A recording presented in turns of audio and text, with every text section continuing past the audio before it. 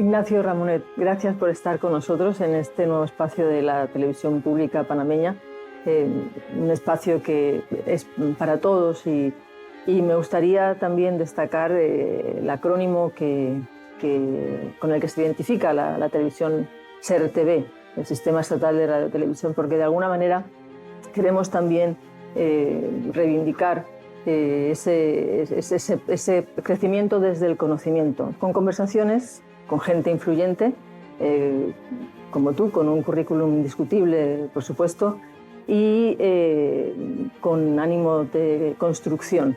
En el largo recorrido vital y profesional destacan labores como la dirección de Le Monde Diplomatique, que todavía es vigente, la cátedra de Historia de la Teoría de la Comunicación, ¿no es así? Sí, Teoría de la Comunicación. En la Universidad de París. Múltiples actuaciones en foros sociales, iniciativas que han hecho cambios en este siglo, que ya tiene 20 años, pero en el pasado también. Para empezar, me gustaría saber si puede de alguna manera identificarse por qué empieza uno a querer cambiar el mundo y cuándo acaba con ese entusiasmo, si se pierde ese entusiasmo de querer cambiar el mundo. Muy bien, primero, Ana, quiero agradecerte por haberme invitado a esta emisión en su etapa inicial, si entiendo bien. Sí. Y bueno, es un placer efectivamente que haya esta idea de construir una televisión a base de reflexión, que yo creo que también siempre es necesario, ¿verdad? Bueno, cambiar el mundo o transformar el mundo es una vieja idea. Uno a lo largo de su vida ha vivido una serie de experiencias. En particular, yo me crié de pequeño en un país con grandes desigualdades, un país colonizado, que era Marruecos, y por consiguiente ahí aprende uno que hay muchas injusticias y que es necesario tratar de aportar su granito de arena para crear un mundo menos desigual, digamos, con más justicia, ¿no? Y yo pienso que de ahí viene esa preocupación de no quedarse satisfecho con el mundo tal como es, sino tratar de manera, digamos, constructiva, reflexiva, democrática, tratar de avanzar en la construcción de un mundo mejor, ¿no? Y desde tu experiencia como docente, claro, como periodista también, perdón, y como activista, ¿es la política todavía ese camino de transformación? ¿Sigue siendo una respuesta para una sociedad descontenta? Sí, la política, pero entendida en una, digamos, en una definición mucho más amplia de la que se le puede dar, ¿verdad? En general, cuando se habla de política, se habla de partidos políticos. Aquí estamos hablando más bien de filosofía política, ¿no? Digamos. Además, en ese sentido, si vemos lo que está pasando en el mundo de hoy, por ejemplo, si consideramos lo que acaba de pasar en el mundo en los últimos meses, eso que podríamos llamar esa rebelión mundial que se ha producido, ¿verdad? Desde Hong Kong hasta Chile, ¿verdad? Pasando por Colombia, Líbano, Irak, etc. Entonces, podríamos decir que precisamente eso indica una crisis de la política. No forzosamente de los partidos políticos, ni siquiera de la democracia que funcionan en algunos de estos países. Si tomas como ejemplo a Chile, donde sí, quizá esta rebelión se ha manifestado de manera más precisa, en Chile pues hay democracia, en Chile hay crecimiento económico, en Chile hay desarrollo, y sin embargo hay un inmenso malestar en la sociedad que se ha podido expresar de una manera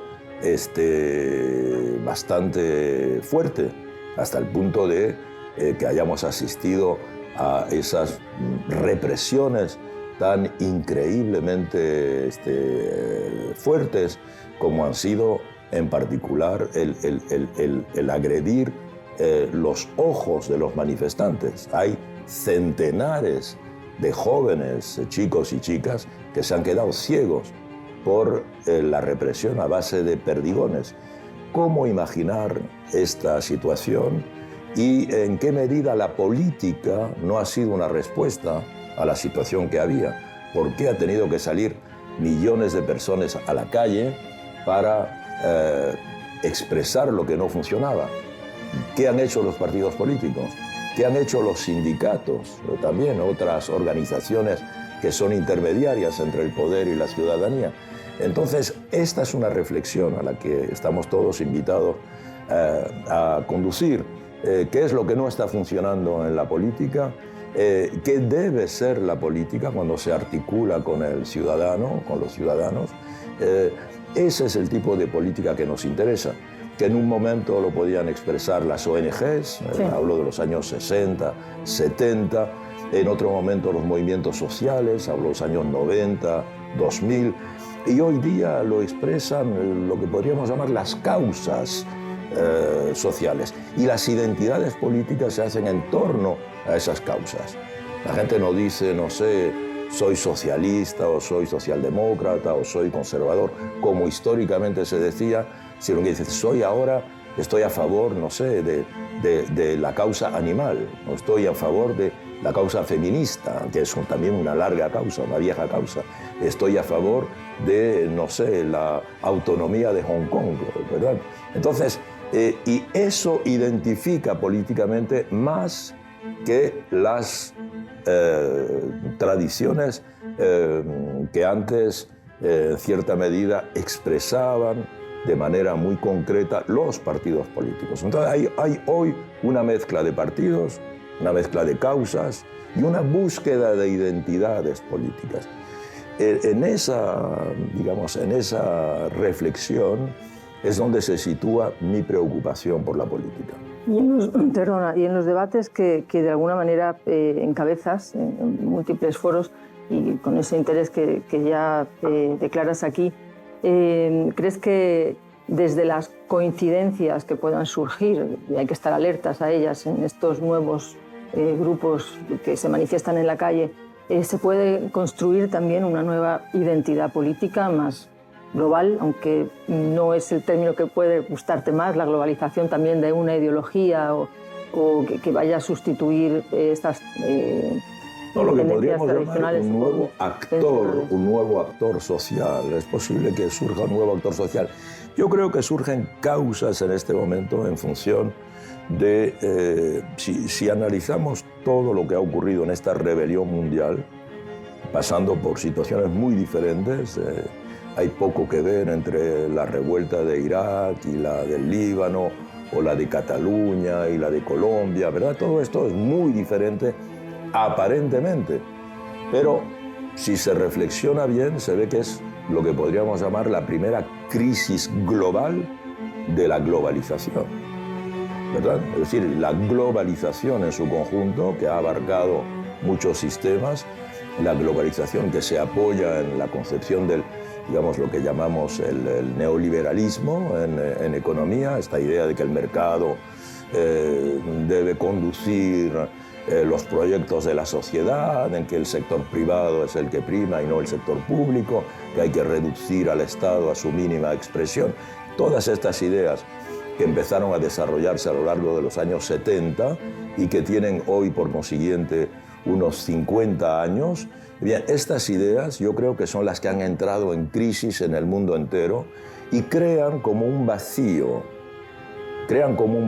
es decir, que finalmente, por eso regreso al ejemplo de Chile, no es cuando los resultados macroeconómicos son satisfactorios que eso crea una satisfacción en la sociedad. No es porque hay crecimiento, no es porque hay desarrollo, no es porque hay democracia, no es porque hay libertad de expresión, que la sociedad está satisfecha. La prueba es que se puede tener todo eso y estar profundamente en desacuerdo. ¿Por qué? Porque eso ha permitido el desarrollo de las desigualdades. Y en el mundo de hoy, la desigualdad se vive como una falta de respeto. Me marginalizan. Y en el mundo de hoy, por otra parte, las sociedades pueden organizarse fácilmente gracias a las redes sociales. Es decir, las redes sociales permiten lo que antes era muy complicado en la política pre-internet, que era que no se podía hacer política si no se estaba organizado en el seno de un aparato, ¿verdad? En el seno de una maquinaria, sí, un partido, un sindicato, una organización, etc. En cambio, hoy día no, de la noche a la mañana, como lo hemos visto en el Líbano, de la noche a la mañana la sociedad, a pesar de todas sus diferencias, puede organizarse. Sí.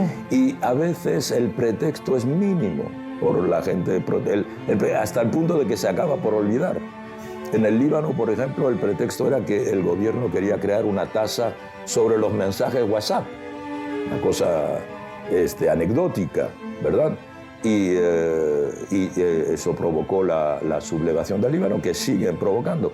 En Francia los chalecos amarillos llevan más de un año protestando todos los sábados, han vuelto ya emblemáticos. Entonces, quiero decir, estas causas no crean un nuevo actor social, que era la pregunta que tú hacías, pero sin embargo sí demuestran que la política se hace hoy de otra manera y que las sociedades reaccionan de otra manera y que la respuesta de arriba a la política no funciona de la misma manera. En cierta medida, dicen algunos analistas, el propio Trump es la expresión de esto.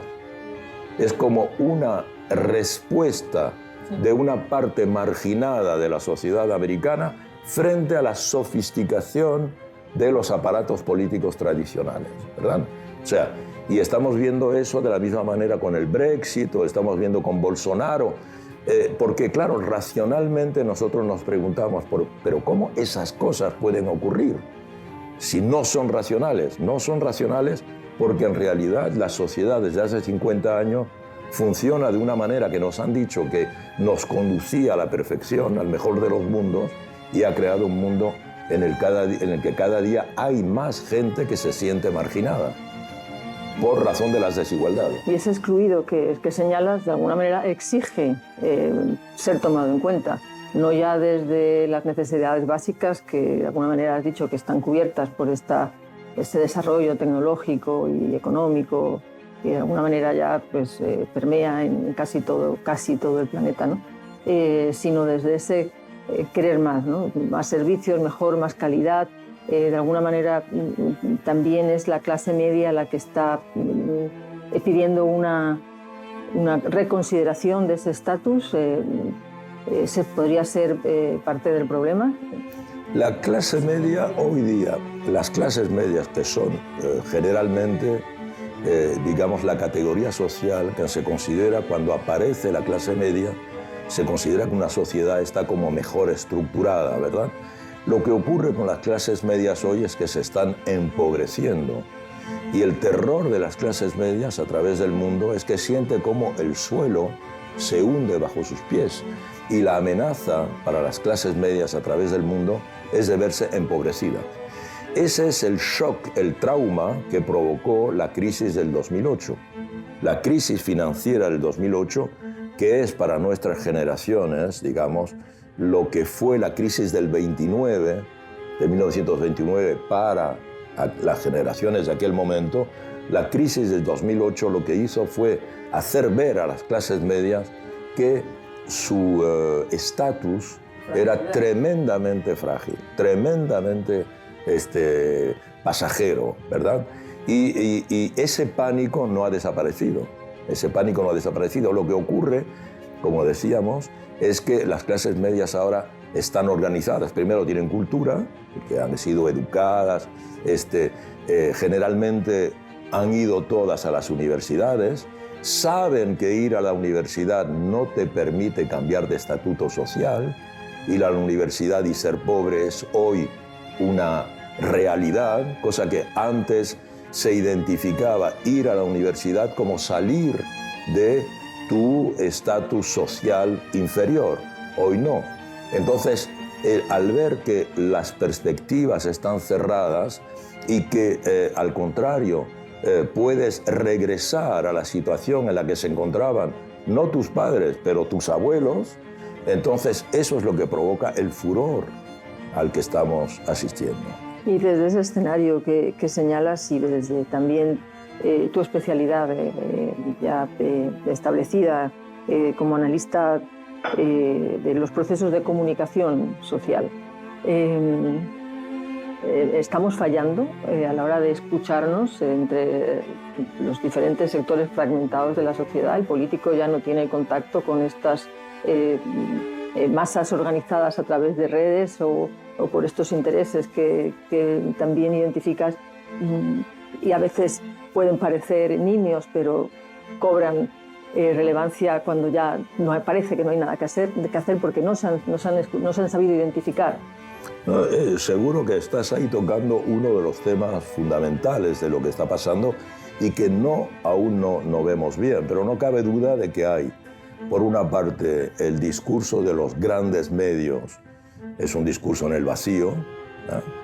Poca gente hoy oye ya los grandes medios, no sé, por otra parte, si podemos hablar de grandes medios.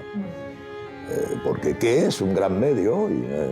Sí, las redes sociales. Sí, pues claro, evidentemente las redes sociales son el gran medio.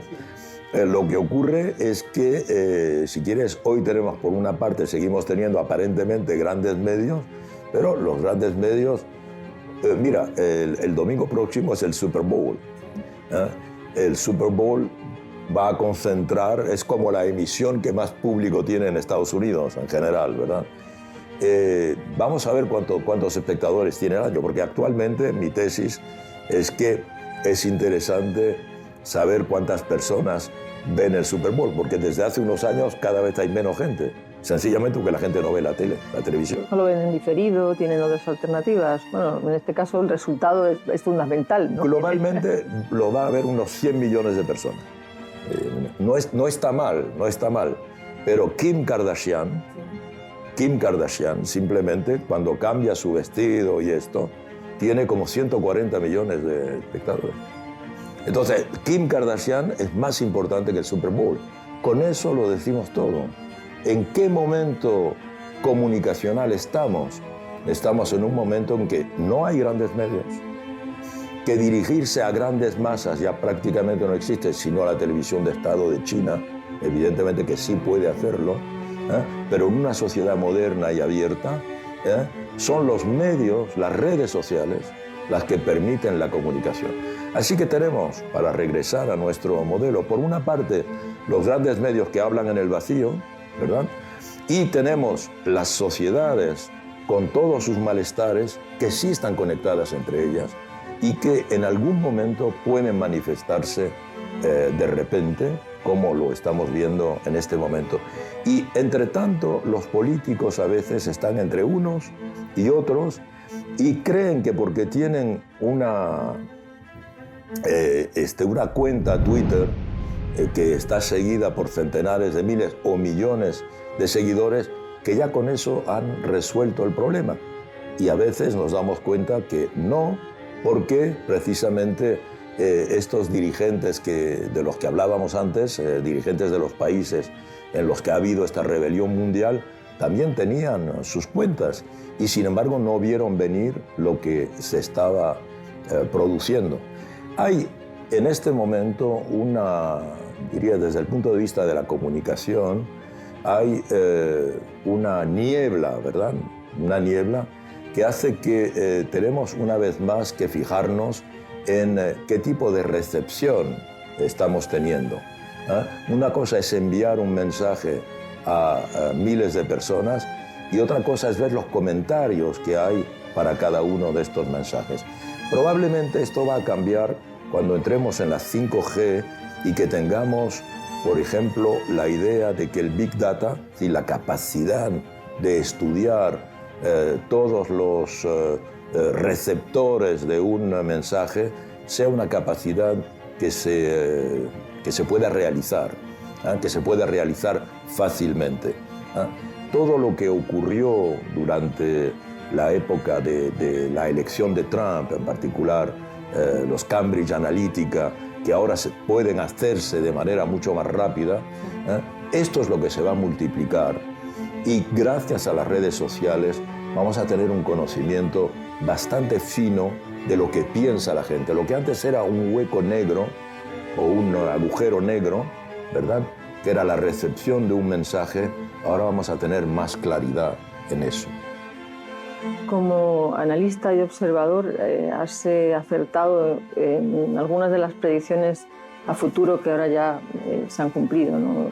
La tiranía de esta vigilancia a través de todos los medios, Internet como el discurso único.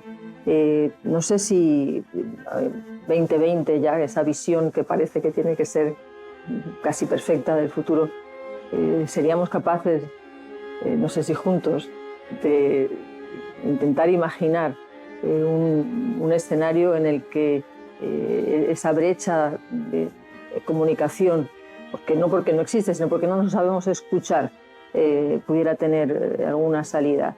Los medios cada vez más superficiales, buscando una información más espectáculo, intentando entretener y no informar. Unos influenciadores, que era un término que mencionábamos antes de arrancar el programa, que no influyen, sino que también se convierten ellos mismos en personajes sobre los que pivota una realidad muy cambiante.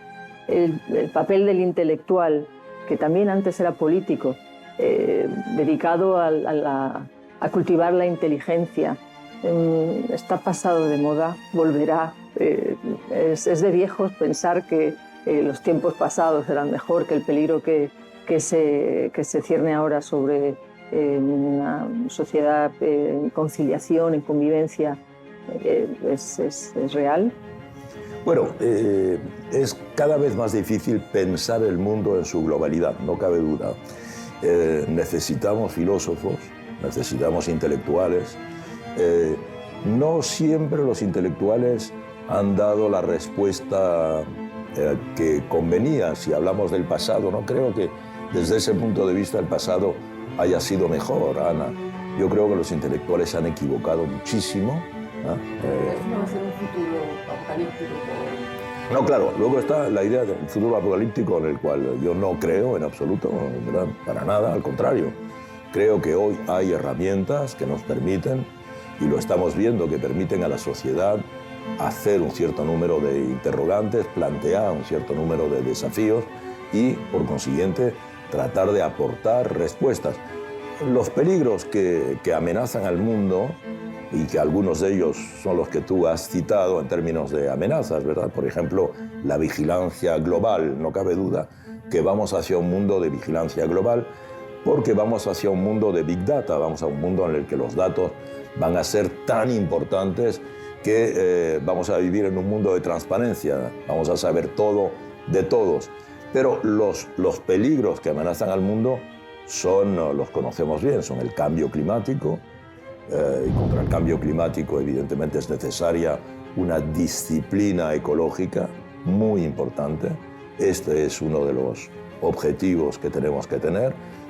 Segundo, son las grandes migraciones, en parte causadas por el cambio climático, ¿verdad?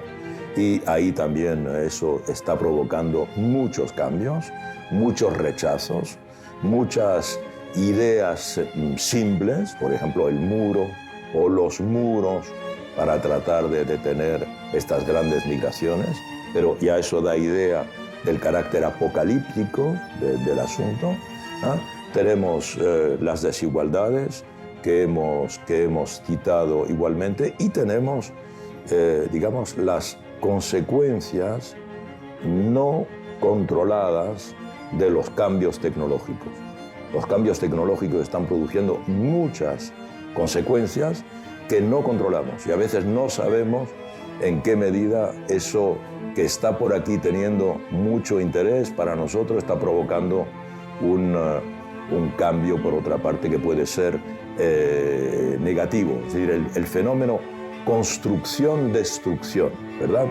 Aparece, no sé, una aplicación que me permite buscar fácilmente un vehículo que me facilite mi movilidad, por ejemplo Uber, pero al mismo tiempo estoy destruyendo una profesión que es la de los taxistas.